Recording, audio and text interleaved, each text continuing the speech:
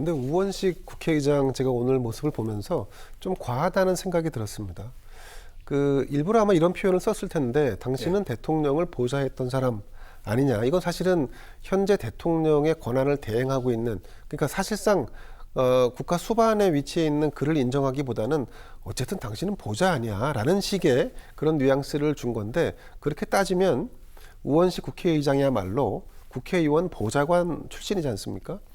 그러니까 지금 이렇게 말이 아다르고 어다른 건데 굳이 그 자리에서 과하게 국회의장이 행정부의 수반 역할을 하는 한대행에게 당신 어차피 보좌 정도 수준에 있었던 사람인데라고 격화시키면서 정치적인 어떤 약간의 논란을 불러올 만한 이런 말을 했다는 거는 사실은 그동안의 우원식 국회의장이 보여왔던 자제와 관용, 포용 이런 모습과는 조금 다른 모습이라서 저는 굳이 하지 않아도 될 얘기를 했다. 그건 좀 아쉬움이 남습니다.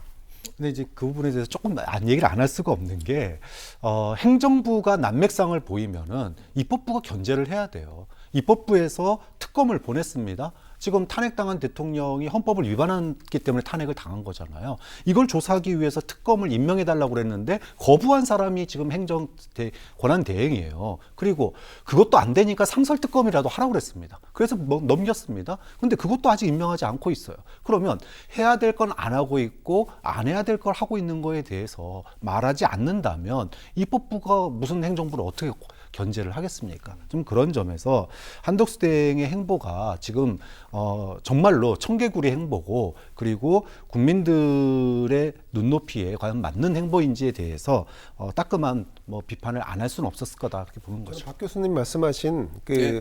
입법부가 행정부를 견제해야 되고 그 역할은 당연히 해야 됩니다.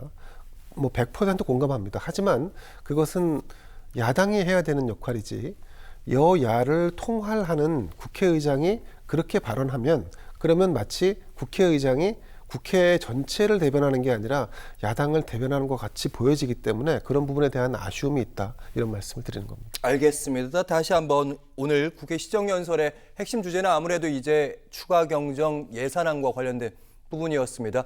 한대행이 이제 원하는 부분은 이제 한 12조 원 정도 소상공인을 돕기 위해서 필요하다. 지난 재해에 대해서 좀 예방책으로 필요하다. 대비책으로 그런 부분이었는데 민주당 입장에서는 이 정도 가지고는 부족하다, 이런 입장인 거고, 박창환 교수님 아까 말씀하셨던 그 이미지 세탁용이라고도 하셨는데 과연 오늘 시정연설을 통해서 한대행이 좀 득이 됐는지 거기에 대한 분석도 좀 추가로 해주시죠. 네, 정치 관련 얘기는 안 했어요. 또 출마 얘기도 하지 않았습니다. 할 수가 없죠. 지금 본인이 출마한다고 선언도 안 했는데 결국은 민생, 추경, 그리고 협조, 이런 얘기만 반복을 했습니다. 저는 굉장히 의도적이었다라고 봐요. 정치적인 논란, 나오는 길에 기자들이 출마에 대해서 어떻게 생각하느냐라고 얘기했을 때도 그냥 수고하십니다 하고 넘어갔어요.